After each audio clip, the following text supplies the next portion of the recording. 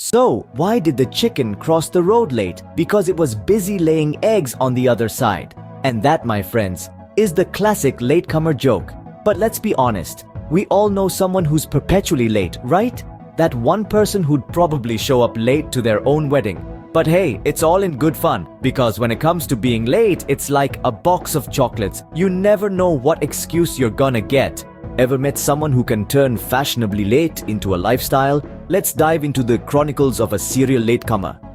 First up, we have Mr. Tardy for Party, a man who can turn an interview into a comedy skit.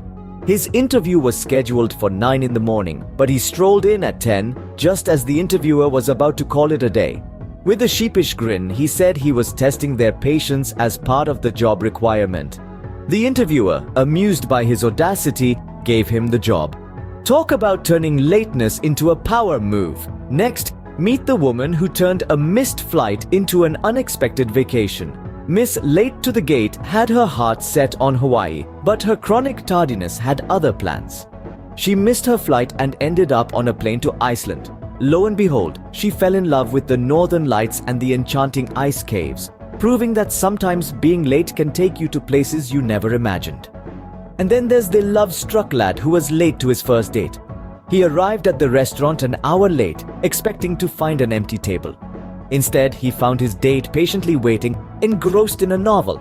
They spent the night discussing literature and discovered a shared passion. They're now happily married, proving that sometimes tardiness can lead to true love.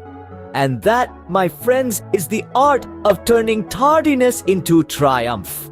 So, to sum up, tardiness is a universal phenomenon, and it's often more funny than it is frustrating.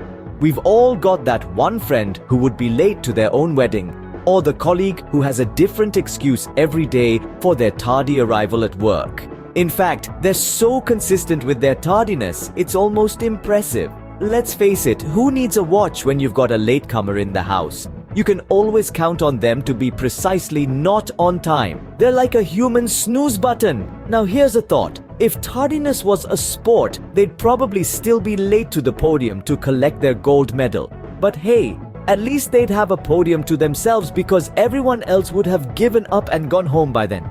And you know what they say, punctuality is the thief of time. So why rob ourselves of those precious moments of panic and haste? Remember folks, the early bird might get the worm, but the late worm gets to live another day. Stay tardy, stay funny.